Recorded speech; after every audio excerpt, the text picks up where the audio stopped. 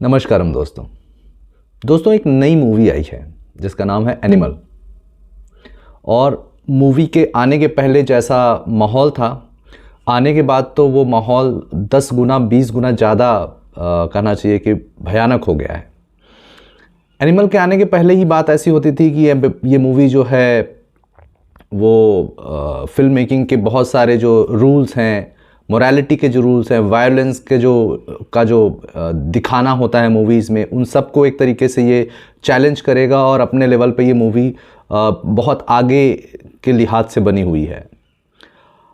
बात ये भी है कि इस मूवी के जो डायरेक्टर हैं संदीप रेड्डी वांगा, वो उन्होंने अर्जुन रेड्डी बनाई हुई थी। और अर्जुन रेड्डी का जब बनाई थी तो उस समय जो विवाद इस मूवी को लेकर हुआ था, अर्जुन रेड्डी के समय तो नहीं, लेकिन जब उन्होंने इसकी रीमेक बनाई कबीर सिंह के नाम से बॉलीवुड में, तब इस विवाद ने अच्छा खासा तूल पकड़ा और ये मूवी काफ़ी विवादित रही।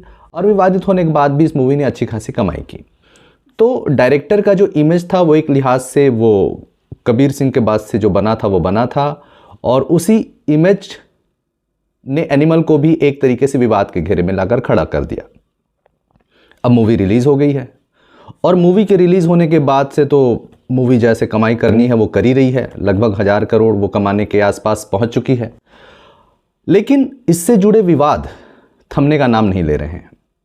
विवाद कुछ यूँ हैं कि जितने भी तथाकथित कहना चाहिए कि जो एक वामपंथी वर्ग है, या फिर जिसे बोलते हैं ना इंटेलेक्चुअल वर्ग है, वो इस मूवी को काफ़ी क्रिटिकली अप्रोच कर रहे हैं। वो काफ़ी बुराइयां कर रहे इस मूवी की। उनका कहना है कि मूवी का जो पूरा थीम है वो एक तरीके से मिसोजिनी पे बेस्ड है, वो वुमन को ऑब्जेक्टिफाई करता है, बहुत ही ज़्यादा हिंसा मूवी में दिखाई गई है, जो कि एक समाज के लिए बहुत ही घातक है। ऐसी फिल्में समाज के लिए ठीक नहीं है और समाज के लिए बननी नहीं चाहिए।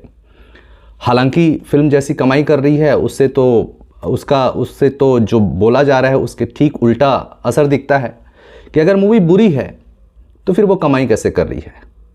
हालांकि कमाई करने का फिल्म के अच्छे या बुरे होने से कोई कनेक्शन नहीं होता, क्योंकि वो एक तरीके से लोगों के मन में जो जिज्ञासा होती है, जिस तरीके से जो फिल्म का जो माहौल बनाया जाता है, उस पर भी ये काफ़ी डिपेंड करता है। पर मूवी कमाई कर रही है, मूवी तो सुपर डुपर हिट हो गई। ऐसे में इस विवाद का क्या तुक बनता है और क्या ये विवाद हो रहा है वो सही हो रहा है, इसी पर हम बात करने वाले हैं। तो दोस्तों हम देखते आए हैं कि फिल्में जो हैं भारतीय समाज का, भारतीय कल्चर का एक गहन हिस्सा है। कहना चाहिए कि जो फिल्में होती हैं वो समाज का आईना होती हैं। मतलब समाज की घटनाएं, समाज में जो हो रहा है, समाज में कैसा कल्चर चल रहा है, उसी को फिल्में जो हैं जन सामान्य तक पहुंचाने का काम करती रही हैं। जब से फिल्मों की शुरुआत हुई है, फिल्में बननी शुरू हुई हैं, इसका मेन एम यही रहा है कि समाज में फैली कुरीतियाँ हो या फिर बुराइयाँ हो या फिर बहुत तरह के जो मैसेजेस देने वाली जो बातें हैं वो फिल्मों के द्वारा की जाती हैं, या फिल्म डायरेक्टर जो होते हैं अपने विजन को लोगों तक पहुंचाने का काम करते हैं। ऐसे में इस तरीके की जो फिल्में आजकल बन रही हैं, अभी मैंने नाम लिया एनिमल, अर्जुन रेड्डी, कबीर सिंह, इसके साथ साथ और भी बहुत सारे नाम लूँगा, और लोग इनके पीछे पड़ जाते हैं। आप अब पीछे जब पड़ जाते हैं, ऐसी जब बात होती है, तो क्या ये पीछे पड़ना किसी एजेंडा के तहत होता है कि क्या, इस पर भी हम बात करेंगे। तो दोस्तों सबसे पहले मैं ये कहना चाहूँगा कि क्या ऐसी फिल्मों का असर समाज पे पड़ता है?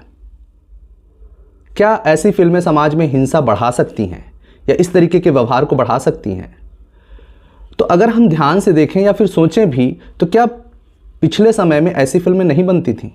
अगर आप राम गोपाल वर्मा के ईरा की फिल्में देखें, जैसे कि कंपनी है, डी कंपनी है, उसमें जिस तरीके से जो गैंगस्टर जो होते थे, डॉन होते थे, क्रिमिनल्स जो होते थे, उनको किस तरीके से ग्लोरीफाई करके दिखाया जाता था उनकी लाइफस्टाइल को। पर उस समय फिल्में चलती थी और कितने गैंगस्टर्स बने होंगे उन मूवीज़ को देखकर, आप अंदाज़ा लगाइए। क्या फिल्मों के नहीं बनने से पहले समाज में क्राइम नहीं था, हिंसा नहीं थी, रेप जैसी घटनाएं नहीं होती थी, मिसोजिनी नहीं होती थी? होती थी। और जब ऐसी फिल्में बन रही हैं तब भी वो कितनी हो रही हैं? मेरे हिसाब से तो पहले की तुलना में आज की स्थिति में लोग समझदार होने को आए हैं।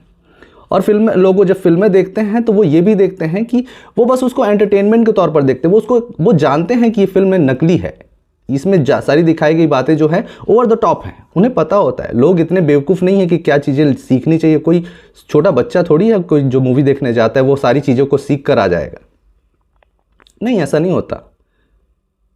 लोग जागरूक हो गए हैं, पहले भी जागरूक थे, अभी भी जागरूक हैं। फिल्में एक तरीके से कैथारसिस का भी काम करती हैं। ऐसी फिल्में लोग क्यों देखते हैं? अभी आप देखिए कि ऐसी फिल्में जो होती हैं वो कमाती क्यों हैं?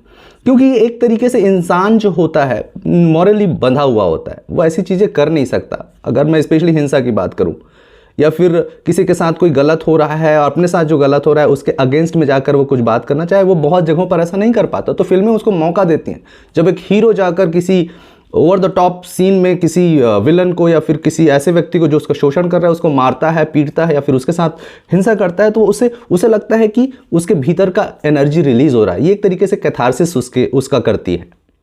तो फिल्में इस तरीके से भी काम करती हैं। लेकिन इससे मैं कहीं इत्तेफाक नहीं रखता कि फिल्में समाज को बिगाड़ने का काम करती हैं।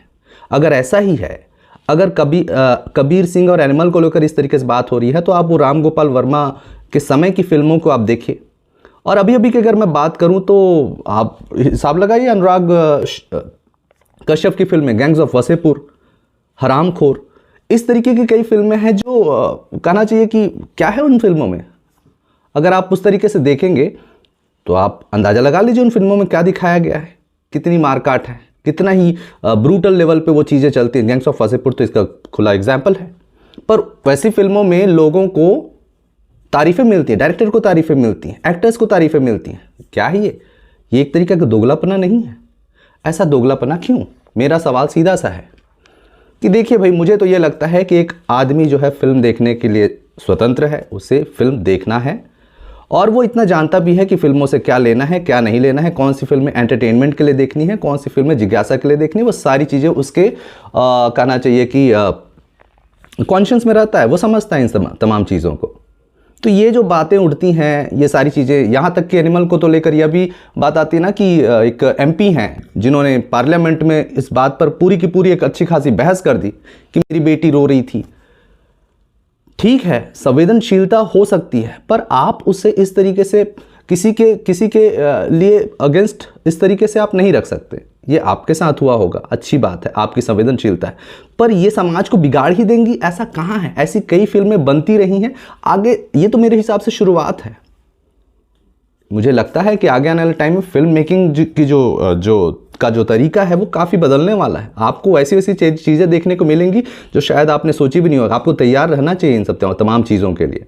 और मुझे लगता है कि ऐसे में आपको अपने कॉन्शियस पे, अपनी समझ पे ज़्यादा भरोसा करने की ज़रूरत है।